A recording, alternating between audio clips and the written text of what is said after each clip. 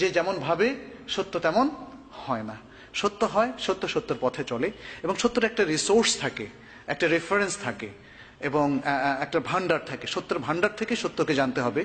নিজের চিন্তা থেকে সত্যকে জানলে সেখানে আসলে সত্য পথে অগ্রসর হওয়া যাবে না। কিছু বিষয় আমরা আলোচনা করেছি, যেমন জিনের যে ক্রিয়েশন, কোথায় থাকে তারা, তাদের যে সুরাত, এগুলো আমরা আলোচনা করেছি। জিনে ধরার বিষয়টা আছে আমাদের সামনে, মানে ভূতে ধরা যেটাকে আমরা বলি।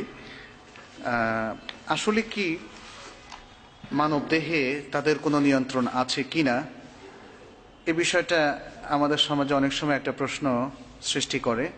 এখানে দুটো বই আছে, আপনারা পড়তে পারেন এ সম্পর্কে, এবং এগুলো মনে হয় PDF কপিও আপনারা ইন্টারনেটে পাবেন। দ্য ওয়ার্ল্ড অফ দ্য জিন and Devil's in the light off the Quran and the Sunnah, Omar Al আশকার, doctor Omar আল আশকার, তিনি ফুল প্রফেসর, জর্ডানের একজন প্রফেসর তিনি। আর আরেকটা হচ্ছে প্রোটেকশন ফ্রম জিন অ্যান্ড ডেভিলস, আব্দুস সালাম বালি, তার লেখা। জিন শব্দটার অর্থ মনে হয় আমরা বলিনি, তাই না? জিন মানে কি? জান্না এজন্য, মানে লুক্কায়িত থাকা। এজন্য মানুষের যে ভ্রূণ, মায়েরা কনসিভ করার পরে যে ভ্রূণটা তাদের থাকে সেটাকে বলা হয় জানিন, আরবিতে বলা হয় জানিন। মায়েদের পেটে যে ভ্রূণটা থাকে তাকে বলা হয় জানিন।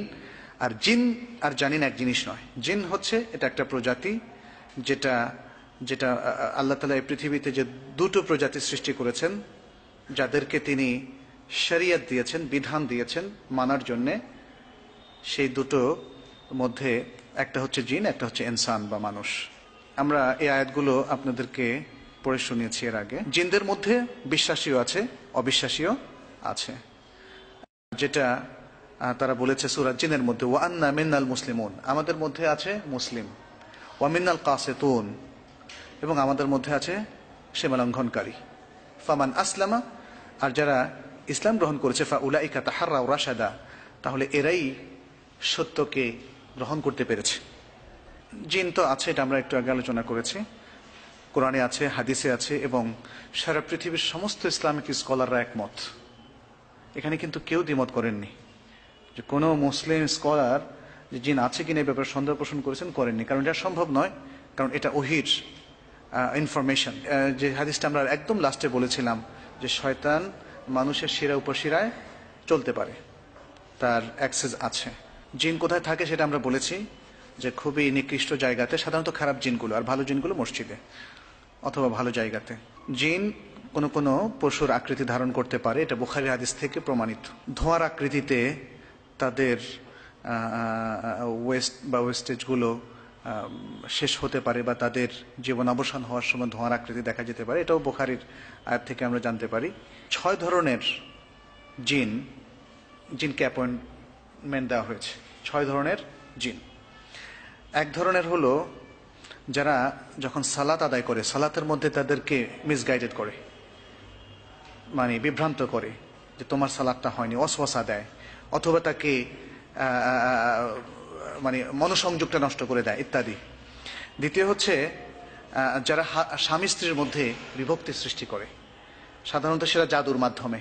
জিনদের মধ্যেও একদল জাদুকর আছে, যেই জাদুকরদেরকে মানুষ, তাদের সঙ্গী মানুষরা, খারাপ মানুষেরা কাজে লাগায়, এবং তার মাধ্যমে তারা অনেকটা আমাদের কাছে যেটা অসাধ্য, তারা সেটা সাধ্য, মানে সাধ্যের মধ্যে নিয়ে আসে। কোনো পরিবারের কারো চুল নিয়ে সেখানে জাদুটোনা করে গিট দেয়, এবং অনেক সময় দেখা যাচ্ছে এই ভেদটা উদ্ধার করা খুব কঠিন হয়। আমরা শুধু গেস করতে পারি বা বুঝতে পারি, কিন্তু এর থেকে উত্তরণটা আমাদের অনেক সময় জানা নেই। তো যাতে এই ধরনের জাদুটোনা জিন কিংবা মানুষের পক্ষ থেকে না হতে পারে, আমরা কিছুক্ষণ পরে তার কিছু ট্রিটমেন্ট, শরীয়তের দিক থেকে কিছু ট্রিটমেন্ট উল্লেখ করব। আর তৃতীয় হচ্ছে কিছু জিন আছে যারা বাজারের মধ্যে থাকে। একটা হাদিসে এসছে যে তুমি সাধারণত হাটের কথা, মানে আজকালকার বাজার তো সারাক্ষণই মানুষ থাকে, কিন্তু যে বাজারগুলোতে সাধারণত বসে, হাটের মতো বসে, সেখানের ক্ষেত্রে বলা হচ্ছে যে তুমি প্রথম ব্যক্তি ঢুকো না সেখানে। অবশ্যই কেউ না কেউ তো ঢুকবেই, কিন্তু বলা হচ্ছে আপনাকে, আমাকে, সবাইকে, আমি যেন প্রথম ব্যক্তি না হই, আমি আমার ব্যাপারে সতর্ক থাকবো। কেউ না কেউ তো ঢুকবে, সেটা অসতর্ক ব্যক্তি ঢুকবে। আবার বলা হয়েছে যে তুমি শেষ ব্যক্তি হইও না, যে সবার শেষে বাজার থেকে বের হবে। কেন?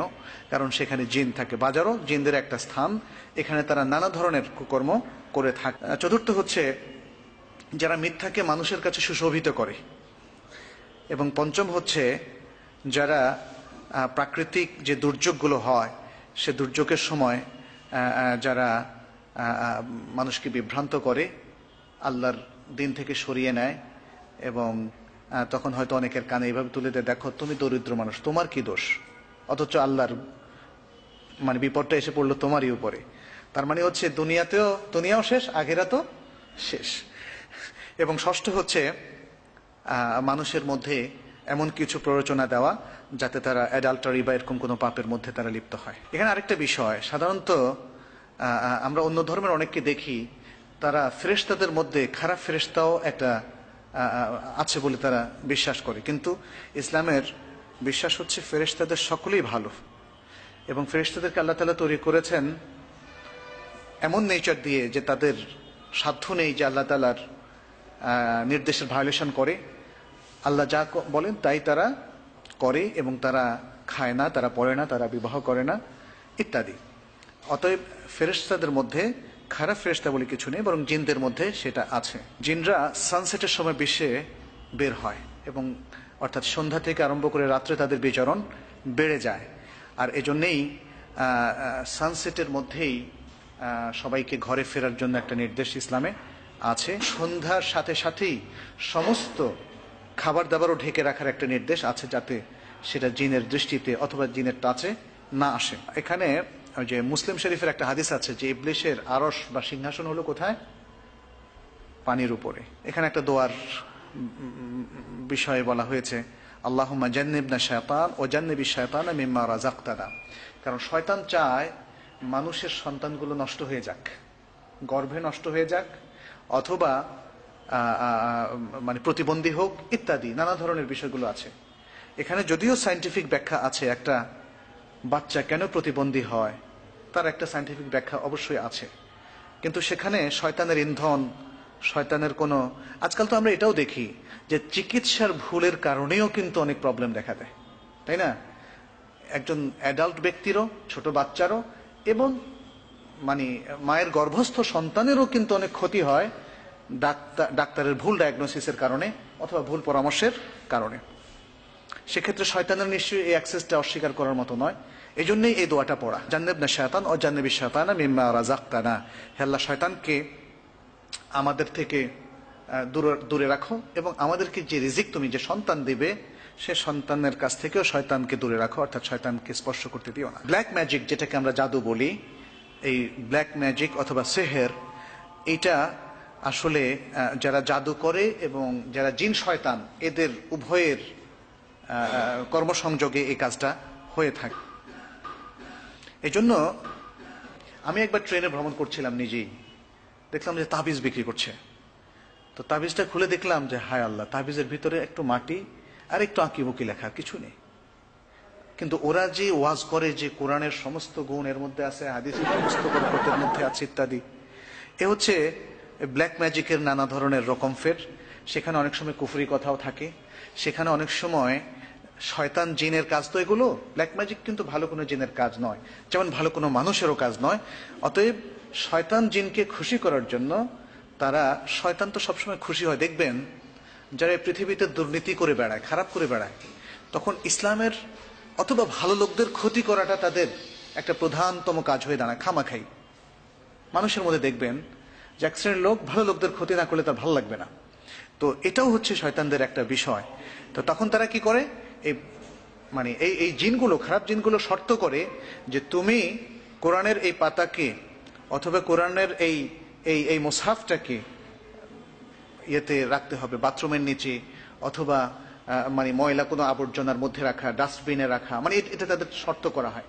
এবং এরকম অনেক গল্প আমি অনেক মুসলিম স্কলারদের কাছে শুনেছি, বিশেষ করে গ্রামে গঞ্জে যারা ব্ল্যাক ম্যাজিকের চর্চা করে থাকেন। দেখা যাচ্ছে যে জিনদের এই শর্ত তারা পূরণ করে তাদেরকে বশ করেন, এবং ব্ল্যাক ম্যাজিকটা করে তারা অনেক সময় দুনিয়া কামান, স্বামী স্ত্রীর মধ্যে বিভেদ করেন, অথবা স্বামী স্ত্রীর মধ্যে ভালো সম্পর্ক নাই, তাদেরকে আবার অতিরিক্ত ভালোবাসার বন্ধনে আবদ্ধ করেন। কিন্তু ইসলামে ব্ল্যাক ম্যাজিকের ব্যবহার ভালো উদ্দেশ্যে হোক আর খারাপ উদ্দেশ্যে হোক, বা অন্য আরেকটা ব্ল্যাক ম্যাজিকের চিকিৎসা হোক, সবটাই নিষিদ্ধ। কারণ এটা একটা অত্যন্ত খারাপ চর্চা, খারাপ অনুশীলন। ফলে ইসলামে এর কোনো বিধানই নেই যে এটাকে চর্চা করা যাবে। ব্ল্যাক ম্যাজিকের বা জাদুর কিছু বিষয় আছে। আমি অনেককে দেখেছি ব্যক্তিগতভাবে যে অনেকেই জাদু টোনা হয়েছে বলে সন্দেহ করেন। আমি তাকে বলেছি যে, বা আমাদের সাজেশন হচ্ছে যে আন্দাজে সন্দেহ করবেন না, সন্দেহ করে নিজের মধ্যে একটা মনস্তাত্ত্বিক একটা মানে সমস্যা তৈরি করবেন। বরং তার কিছু সাইন আছে, যদি সেই সাইনগুলো আপনারা এক্সপ্লোর করতে পারেন তাহলে বুঝবেন যে ব্ল্যাক ম্যাজিক হয়েছে, এবং তার জন্য যে শরীয়তের যে ট্রিটমেন্টটা আছে সেটা আপনারা নিতে পারেন। একটা হলো যেমন হাজব্যান্ড ওয়াইফ হঠাৎ করে একে অন্যকে দেখতে পারছেন, অথচ তাদের মধ্যে একটা ভালোবাসার সম্পর্ক, একটা সুন্দর সম্পর্ক ছিল, তখন হঠাৎ এর কারণটা কি? তখন এটা ব্ল্যাক ম্যাজিক হওয়ার সম্ভাবনা। আর যদি এটা ঝগড়া থেকে আস্তে আস্তে বাড়ে তাহলে কিন্তু সেখানে ব্ল্যাক ম্যাজিক নয়। সেখানে আরো দেখতে হবে যে কেউ একজন হয়তো দুর্ব্যবহার করছেন, এবং তখন তার পার্টনারের সাথে তার একটা ভুল ধারণা হতে হতে হতে ক্ষিপ্ত হয়ে সেটা কোনো একদিন হয়তো ঝগড়ায় ফেটে পড়ে। তো সেটা কিন্তু ব্ল্যাক ম্যাজিক নয়। ব্ল্যাক ম্যাজিকটা দুজনেই খোলামেলা আলাপ করলে বুঝবেন যে না, আমরা একে অপরকে পছন্দ করি, কিন্তু এখন আর কারোর সহ্য হচ্ছে না। এটা ব্ল্যাক ম্যাজিকের একটা আলামত। ব্যাড স্মেল বা এরকম কিছু অনুভব করা ঘরের মধ্যে সারাক্ষণ। আরো কিছু সাইনের মধ্যে আছে, যেমন পাগল পাগল ভাব হয়ে যাওয়া হঠাৎ করে, হ্যাঁ, আপসেট হওয়া খুব বেশি, এবং দুঃস্বপ্ন দেখা বেশি বেশি, এবং দুঃস্বপ্ন তার জীবনের আচরণে সর্বক্ষেত্রে তার উপর খুবই খারাপ প্রভাব ফেলছে ইত্যাদি। এগুলো ব্ল্যাক ম্যাজিকের কিছু আলামত। তারপরে স্বপ্নে দেখা যে সে একটা পাহাড় থেকে পড়ে যাচ্ছে বারবার, এরকম এভাবে। এগুলো হচ্ছে যে ব্ল্যাক ম্যাজিকের কিছু আলামত। জিনে ধরার কিছু আলামত আছে। আমাদের দেশে অবশ্য অনেকেই সেটাকে জিনে ধরা বলতে চান না বা ভূতে ধরা বলতে চান না। ভূত শব্দটা এটা শারীরিক কোনো পরিভাষা না, এটা আমাদের নিছক বাংলা পরিভাষা, যার অর্থ হচ্ছে খারাপ জিন। আর জিন কোন কোন লোককে টার্গেট করতে পারে, পুরুষ জিন মেয়েদেরকে, অথবা মহিলা জিন কোনো পুরুষকে। সেক্ষেত্রে এপিলেপসি যেটাকে বলা হয়, অর্থাৎ জিনে ধরা, এই বিষয়টা ঘটতে পারে। কেউ যদি জিনের কোনো ক্ষতি করে ফেলে, জিনের খাদ্য নষ্ট করে, তখন জিন রেগেও কিন্তু মানুষকে ধরতে পারে। যদি আপনি খুব ভয় পান কোথাও গিয়ে, কারণ ভীত লোককে আমরা দেখেছি, ইভেন কুকুরও কিন্তু তার একটা সাইকোলজি আছে, ঘেউ ঘেউ বেশি করে যদি আপনি বেশি বেশি ভয় পান। আমি এক বাসায় গিয়েছিলাম গুলশানে, তো সেখানে কুকুরটা ছিল খুবই হিংস্র। স্বাভাবিকভাবেই আমরা যারা অভ্যস্ত নয় কুকুরের সাথে, ভয় পেয়ে যাই। আমাকে কুকুরের মালিক বারবার বলছে আপনি ভয় পাবেন না, তাহলে ও কিছু করবে না। কিন্তু আমি ভয় পাচ্ছিলাম, তো দেখলাম যে ও খালি তেড়ে আসছে, তখন তারা ধরলো। তো এই যে ভাবটা, এটা কিন্তু জিনের ক্ষেত্রেও। জিনকে প্রচন্ড ভাবে আপনি জেনে হোক না জেনে হোক রাগিয়ে দিলেও সে আপনাকে ধরবে, আর যদি আপনি তাকে ভয় পান তাহলেও ধরতে পারে। আরো কিছু আলামতের মধ্যে আছে, যেমন মানে মানে যেগুলো হয়তো কারণ হতে পারে আর কি। এই বিষয়গুলো আমরা এখানে করলাম। কম ঘুম হওয়া, তারপরে বেশি বেশি দুঃস্বপ্ন দেখা, রাত্র জেগে থাকা। রাত্র জেগে থাকা আসলে এটা আমাদের জন্য অসঙ্গত। আমরা অনেকে পড়ার কারণে রাত্র জেগে থাকি, অথচ শরীয়তের নির্দেশ হচ্ছে রাত্রে ঘুমোতে যাওয়া, এবং তাতে করে শরীরের যে অবসাদগুলো আছে সেটা মিটে যায়, এবং দিনে কাজের জন্য আমরা পরিপূর্ণ প্রস্তুতি নিতে পারি। যেটাকে আমরা ব্ল্যাক ম্যাজিকের কথা বলছি, এর মধ্যে সূরা ইব্রাহিম থেকে 42 থেকে 52 নম্বর আয়াত পাঠ করা, সূরা মুমিনুনের 97 থেকে 118 নম্বর আয়াত, সূরা ফালাক, সূরা নাস, তারপরে আপনার হাতের তালু যে রোগী আছে, রোগীর চোখের সামনে আপনি ধরবেন। তার মধ্যে মানে এটা ধরার উদ্দেশ্য হচ্ছে আসলে চিকিৎসামূলক। তার মানে আপনি বুঝতে পারবেন যে ব্ল্যাক ম্যাজিক বা উইচ ক্রাফটিং করা হয়েছে, এটা নয়, বরং এটা হচ্ছে চিকিৎসামূলক। এই কাজগুলোর মধ্য দিয়ে আশা করা যায় যে সেটা কেটে যাবে ইনশাআল্লাহ। সাধারণত কি কারণে আপনার এই ব্ল্যাক ম্যাজিকটা করা হয়? স্বামী স্ত্রীর মধ্যে, যেটা আমরা একটু আগেও বলেছি, সেপারেশনের জন্য, এবং তাদের মধ্যে অতিরিক্ত ভালোবাসা তৈরি করার জন্য, অথবা তাদের মধ্যে অতিরিক্ত ভালোবাসা তৈরি হয়ে গিয়েছে, অর্থাৎ কেউ তৈরি করে দিয়েছেন ব্ল্যাক ম্যাজিকের মাধ্যমে, অথবা তাদের মধ্যে সেপারেশন এসে গিয়েছে, একে অন্যকে দেখতে পাচ্ছেন না ইত্যাদি।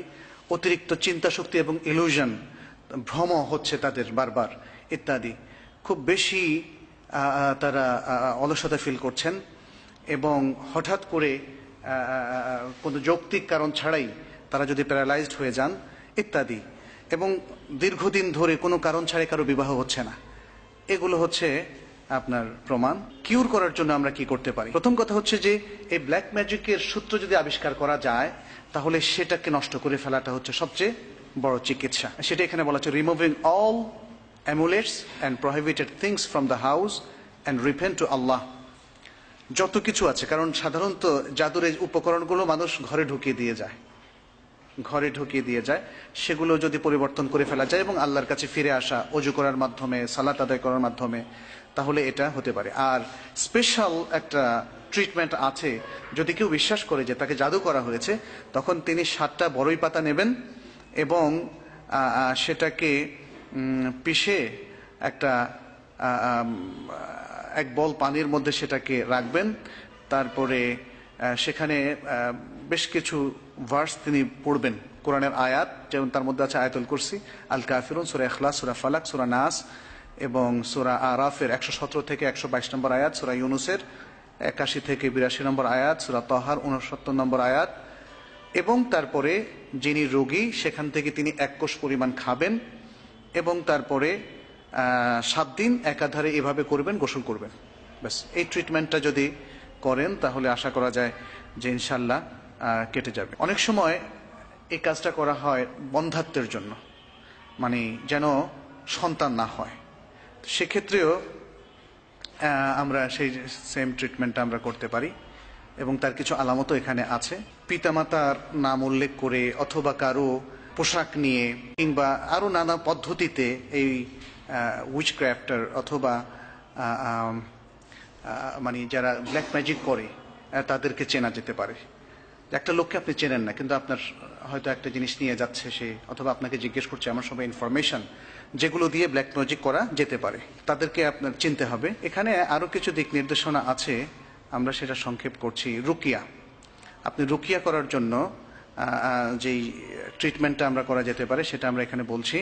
1 নম্বর সূরা ফাতিহা এবং সূরা বাকারার প্রথম 4টি আয়াত, আয়াতুল কুরসি, সূরা বাকারার শেষ আয়াত যেখানে লিল্লাহি মা ফিস সামাওয়াতি দিয়ে শুরু, সূরা আল ইমরানের 18-19 নম্বর আয়াত, সূরা নিসার 110 থেকে 121, সূরা আরাফের 54-55 এবং সূরা আল মুমিনুনের 150 থেকে 118 নম্বর আয়াত, ইয়াসিন 1 থেকে 12 নম্বর আয়াত, আস-সাফফাত 101 থেকে 10 নম্বর আয়াত, গাফির 1 থেকে 3 নম্বর আয়াত। এগুলো যারা পড়বেন, যারা পড়তে পারেন না, তারা সিডি চালিয়ে যদি ঘরে বাজান তাহলে আশা করা যায় যে সেই ঘরে কখনোই এই ধরনের সমস্যা দেখা দিবে না। আরেকটা হচ্ছে সূরা বাকারার কথা বলা হয়েছে। প্রতিদিন যে ঘরে সূরা বাকারা তেলাওয়াত করা হবে, চাই তারা নিজেরা করুন অথবা সিডির মাধ্যমে চালিয়ে করা হয়, যেহেতু এখন অনেকেই পারেন না, তাহলে অন্তত সিডির মাধ্যমে যদি চালানো হয় একটু লাউডলি, তাহলে সে ঘরও জিনের আক্রমণ থেকে এবং ব্ল্যাক ম্যাজিকের আক্রমণ থেকে রক্ষা পাবে। আরেকটা ট্রিটমেন্ট আছে, সেটা হচ্ছে আজওয়া খেজুর। আজওয়া খেজুর নাম তো শুনেছেন সবাই। আজওয়া খেজুর যারা প্রতিদিন খাবে, বিজোড় সংখ্যক, কেউ কেউ 7টা বলেছেন, তবে মিনিমাম 1টা করে যদি প্রতিদিন খাওয়া যায় তাহলে তাকে জিন এবং ব্ল্যাক ম্যাজিক কখনো স্পর্শ করবে না। এ হচ্ছে মোটামুটি জিন থেকে বাঁচার ট্রিটমেন্ট। আমরা মোটামুটি এখানে শেষ করছি। হাদা ওয়া সাল্লাল্লাহু আলা নবিয়িনা মুহাম্মদ ওয়া আলা আলিহি ওয়া সাহবিহি আজমাইন।